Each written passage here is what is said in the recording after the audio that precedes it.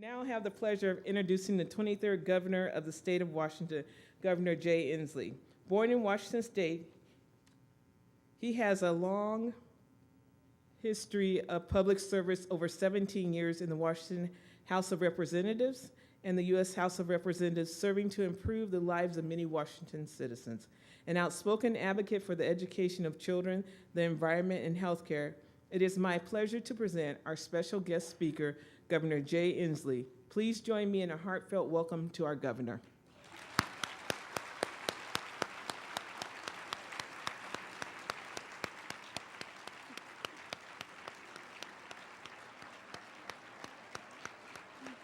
He's here somewhere. Am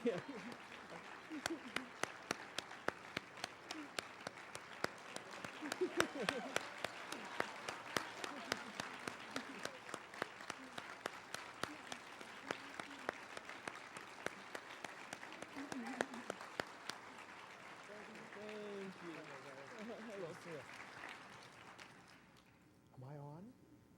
Huh? Am I on? No, Oh, we're just good. going to look at you. Yeah, okay. We've already introduced you. Thank That you was a very great much. win. Thank you, thank you, thank you. Thank you for that warm welcome for, in my opinion, the most dynamic, the most committed educational parent in Washington State history, Trudy Ann Inslee. I appreciate that.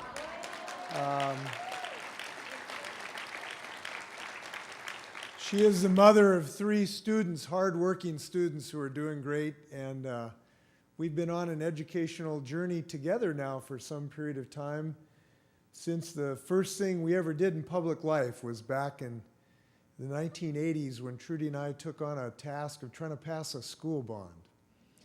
And it had failed 6 times in a row, and nobody else in town was crazy enough to try on a 7th try.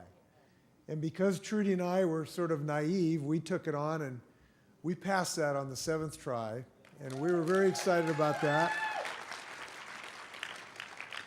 And as soon as we passed it, the chowderheads in the legislature cut the funding formula like in half, and I got angry about that and started coming over here raising heck in Olympia to try to change that. And we eventually, good news, we got that high school built. Sela High School is there today, graduating great kids with great teachers. And we've got a governor who's committed to fulfilling the paramount duty of the state of Washington, which is the education of our kids. And I am really excited and delighted to be with a group of people who share that personal and public commitment. I want to thank the educators in the room.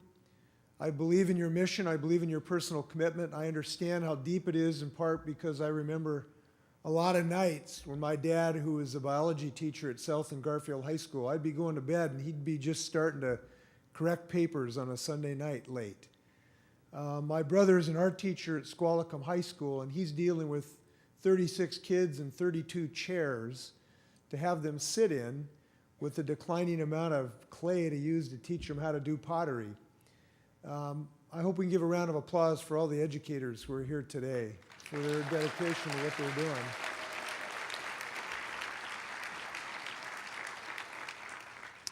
And we know the centrality of parents. We know that the research is compelling that there's nothing more important than deciding what cohort's going to succeed and what will not than having a parent that is committed to their kid and having confidence in their future.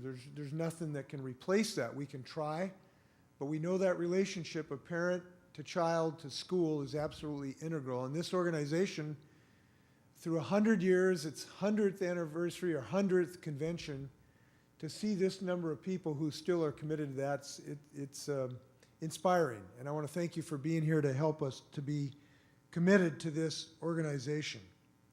So we share a similar vision, and that is for every child to have access to a great education that is fit to the 21st century. And I'm proud to live in a state where education is not just our personal duty, but the constitutional paramount duty of the state of Washington. somebody was doing some great thinking when they drafted the Constitution of the state of Washington. And now we finally have a decision which will require legislators and governors, in fact, to fulfill that obligation. And to do that, we know we have to fully fund our educational system. And they say to govern is to choose. And I want to tell you that when I released my budget priorities a few weeks ago, I made a very conscious, willful, and clear choice.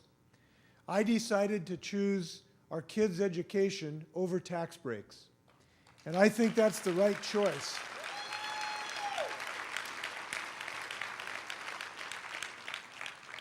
I recognized then, and I recognize now, ending tax breaks is hard. It is not easy duty, but it is the right choice. For this simple fact, our paramount duty is to our kids, not to our tax breaks. And we've got to understand that to fulfill that duty, we've got to do some hard things. We can close some outdated tax breaks to make a down payment of at least $1 billion to our schools. And that is a down payment that I believe the legislators should make this year. Now, others have proposed a different way of financing that down payment, a different approach that relied mostly on cuts. But let me tell you what concerns me about that other approach. Those cuts would hit the neediest and the most wanting, the folks who really depend on a shot at a way up in our state. We've already had today, and I want to tell you why I don't believe those cuts are the route to go. I was stunned. One of the things that grabbed me the first couple weeks I was in this office, I opened up the paper and I read something that just grabbed me right here. 27,000 homeless kids in the state of Washington.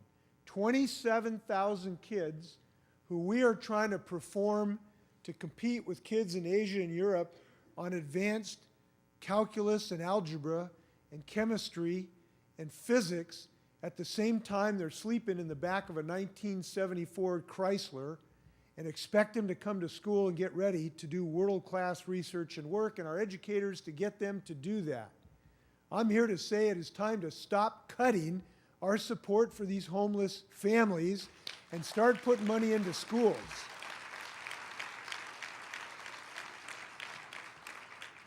And that's what these cuts that are proposed translate to. These are real people. These are not some abstractions that live in a graph somewhere. They're real kids. And they're real senior citizens. You know, their families trying to get off welfare and back to and get a job, and yet there's a proposal to cut $17 million out of the connection program for child care so that families can have a shot at getting back to work. And it isn't just kids, it's senior citizens. You know, we have been cutting aid to senior citizens now for 3 years in a row. And this is a real thing to real people. I was in Renton during the campaign, and I spent a few hours with a woman who is a senior citizen who is an amputee. She had someone who come in once in a while to help her with her living needs. And it was a good thing because by having a helper to help with her living needs, she could stay out of a nursing home. And if she went into a nursing home, that would cost us taxpayers a lot more money. So if we can keep her in the dignity of her own home, we can actually save money and make her have a lot better lifestyle. But we've been cutting those on a yearly basis. And now there's a proposal by others to take another 7.5 hours of living support out of her home so she could continue to live a dignified life. That's not the route to go here. These seniors deserve one thing. We should not be balancing the need for education on the backs of our senior citizens. These people deserve dignity, and we should stop that cutting and start respecting that dignity that they deserve. So my plan would avoid those cuts. And I want to tell you the kind of thing that we can do to avoid those cuts. There's a tax break currently on the books for the oil and gas industry. It costs educators $41 million a year that could go to school children, but it doesn't. Because that tax break was originally created in 1949. It was drawn up to help the lumber and timber industry. It's a thing called hog fuel. When you burn hog fuel like wood waste and you burn them in the middle of those big wigwams, it was supposed to give the timber industry a little tax break to help them through some tough times. Well, guess what happened? The oil and gas industry figured out they could sneak into this loophole. And now about 98% of the loophole isn't used by the timber industry, it's used by the oil and gas industry. It wasn't even meant for them. But cleverly, this is being exploited, and it's costing educators $41 million a year. That tax break needs to be closed, and that money needs to be put into schools. To govern is to choose. And it doesn't mean there's anything not noble or dignified about people who work in that industry. They're great people. But the greatest people are the ones that need school and education right now, which is our kids. And we simply need to make a choice that that tax break doesn't make sense anymore when it was never intended for this particular industry. Now, I want to tell you why I am stepping up the plate and making this proposal. A lot of people have said that this is just too hard to do. It's just too hard to fight special interests and the lobbyists who come to the legislature to try to prevent closing these loopholes. But I want to tell you why I think this is an effort worth making. I was down in Vancouver about a month ago, and I went and visited the students at the former Crestline Elementary School. It was an elementary school that burned to the ground, thankfully at night, so no kid was harmed. But it burned to the ground, and the students were all dispersed to other schools. And I went down and I visited the fifth graders and their teachers. And I asked the students, because I always try to ask students something that might get them thinking just for a minute. And I asked the fifth graders, I said, what have you learned from this experience? What will you remember when you're 62 like me? And this little hand went up, and this little fifth grader named Peyton Rush said, I learned from this that we can do hard things.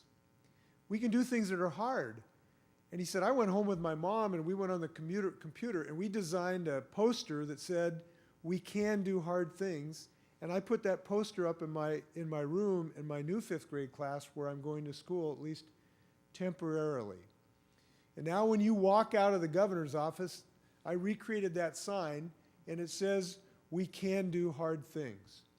We can do hard things, and we will do hard things, which is to respond to the special interest and close these tax breaks and give teachers what they need, which is $1 billion to help educate the students of the state of Washington. That's what we're going to do this year.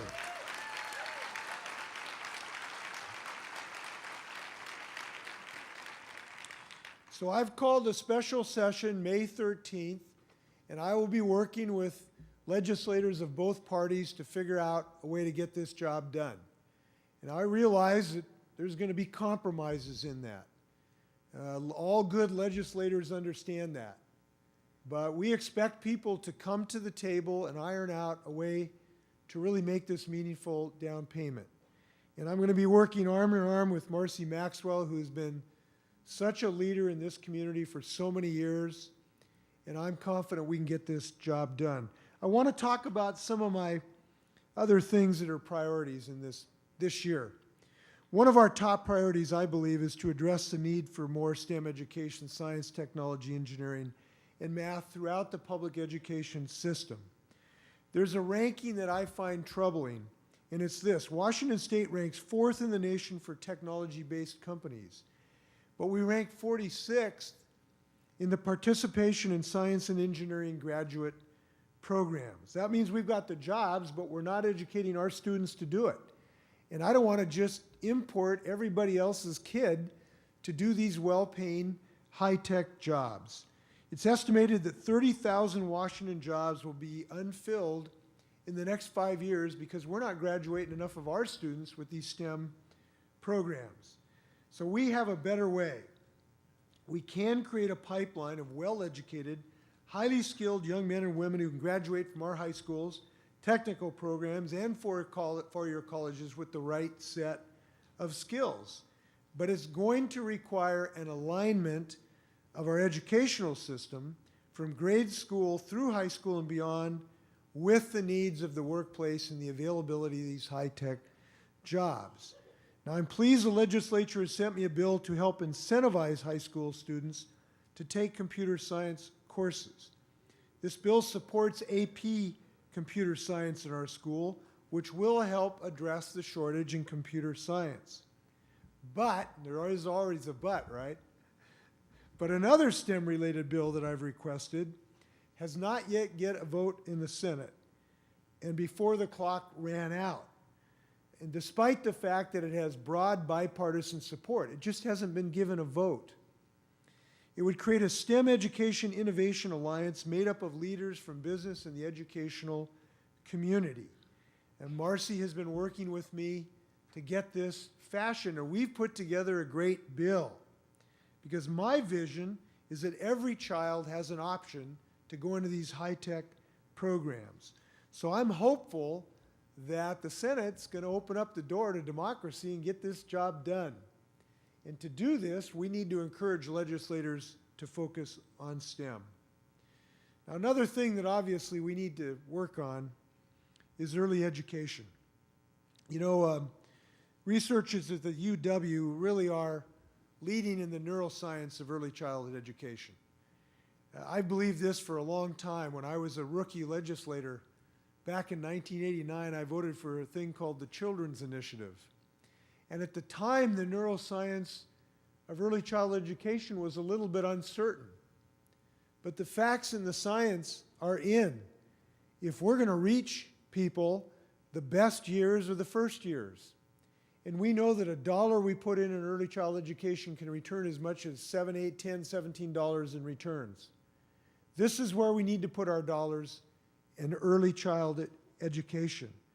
So I am hopeful that there's a bill heading to my desk to develop an integrated high-quality birth to 5 early learning continuum. And we're going to focus first on children in low-income families who have the least access to high-quality early learning opportunities. It's received bipartisan support. I want to thank Representative Ruth Kagi for her sponsorship of the bill, and I look forward to signing it. But it also means putting money behind it. We can't just give early childhood education rhetorical support. We have to get it resource support, and that's why I am intent on closing these loopholes so that we help kids from birth to 3 and 4 and 5. And I'm committed to making sure we do that. And you know, we've got a real problem in graduation rates, right? 1 out of 4 of our students are not graduating in time from our schools. That has got to end. And we've got some ways to attack this problem. I have a measure that will insist that schools that have not improved their graduation rates will embrace evidence-based programs that have been proven to work, like at Pasco, where they've improved their graduation rates by 20%. Like Renton and Everett, we know what works. But I'll say this, if you want to improve your graduation rates, the best thing you can do is focus on your early childhood education, because we got to get these kids early so that they stay in touch. So we also have a bill this year that will give the state the authority to innovate in schools that show persistent underperformance and don't show evidence of improvement. Again, we know it works, and we'll insist on supporting schools using research-proven strategy to increase student success. And we need to re-engage students at risk of dropping out by linking high school education to skills training, apprenticeships, and real-life work experiences through partnerships with employers. We know this helps students understand the relevance of high school. And when I go to a skill center, I remember I was at the Pasco Skill Center, and I remember seeing this young student, young Latino fellow, and he was dressed up in his, dental hygienist or assistant's garb, and he was showing me how he was learning to clean teeth. And man, I'll tell you, he needed some work because it looked like he would have lacerated everybody's gums to near hemorrhage conditions. But I know he was going to get there. And I know he had a great capacity to do that work. And if you'd seen the smile on this young man's face of the excitement that he could really do this work, you could understand why these skill centers are so important. And I know the year will come where I would be happy for him to be my dental hygienist. Just need a little training, okay? So that's the kind of smile we want to see across the state of Washington, and I'm committed about it. And I'm optimistic. I'm optimistic. You know, the PTA's been working on these issues for 100 years, right? And we'll be working on them for another 100 years. But I'm optimistic, and I'll tell you why. We are just a very innovative state. We've led the world in aerospace. We've led in software. We've led in e-commerce. And now we're continuing to lead. And to do that, for me, that all comes back to education, first and foremost.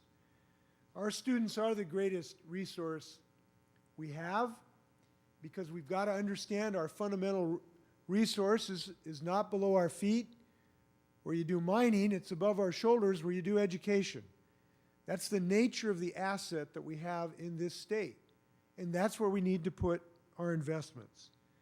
So I'm glad we've passed some basic education reforms a few years ago, thanks in large part to your hard work and your advocacy. And now we have to put resources behind that legislation and the legacy of that legislation. So my down payment will do that. I want to help you in your mission of education improvement. That mission starts May 13th in Olympia. We all have a chance to influence that mission. You have a First Amendment right to voice your opinions. I hope you will voice your opinions loud and clear. And if you voice those opinions, we'll get this job done. We'll choose kids over tax breaks. We'll walk out of this legislative session. We've fulfilled the paramount duty, or at least a down payment on that. That'll be a great day for the state of Washington. I look forward to working with you. Thanks a lot. Take care.